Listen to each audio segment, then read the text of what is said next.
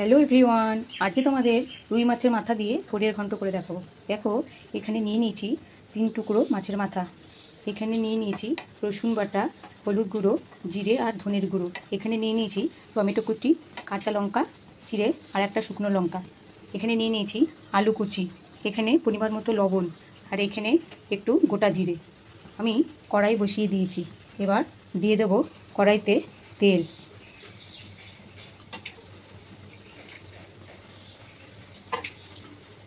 তেলটা একটু কম দেবো, কেননা পরে ঘি দিতে হবে।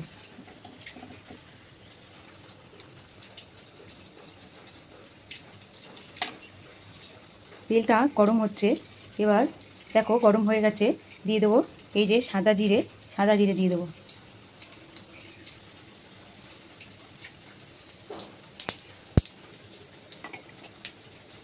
তারপর দিয়ে দেবো একটা শুকনো লঙ্কা।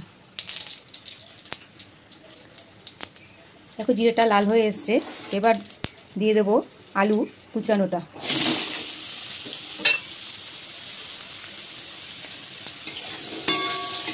আলুটা লাল করে ভেজে নেব।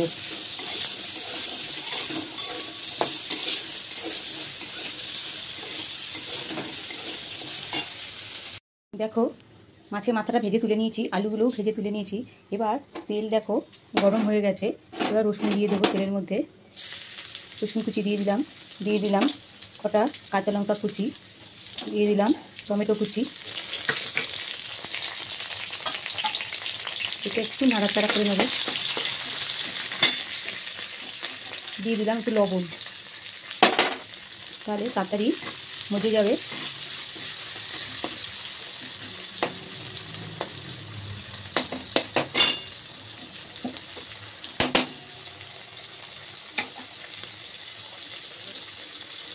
দিয়ে দেবো হলুদ গুঁড়ো, জিরে ধনের গুঁড়ো,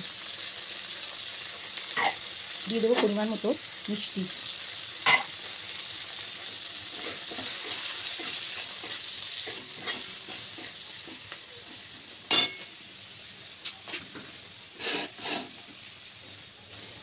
দেখো ঠোঁটটা এখানে সিদ্ধ করে চটকে রেখেছি।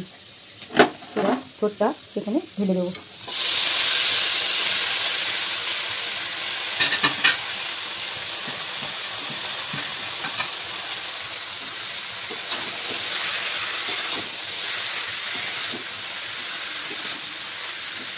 দিয়ে দেবো এখানে মাছের মাথাটা আর আলুটা যে ভাজা, এগুলো এবার সব দিয়ে দেবো।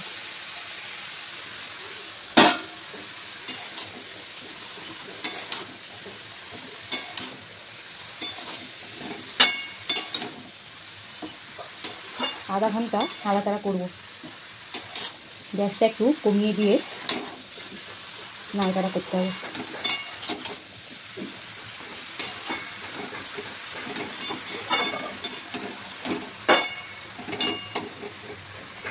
এবার একটু ঢেকে দেবো। তারপরে নামানোর একটু আগ দিয়ে ঘি ছড়িয়ে, এই যে ঘিটা রেখেছি, ঘি ছড়িয়ে নামিয়ে ফেলবো। দেখো থোড়টা হয়ে গেছে, এবার ঘি ছড়িয়ে নামিয়ে দেবো। ঘি আবার ছেলে বেশি খেতে চায় না, বেশি দিলে অল্প করেই দিলাম। একটু নাড়াচাড়া করে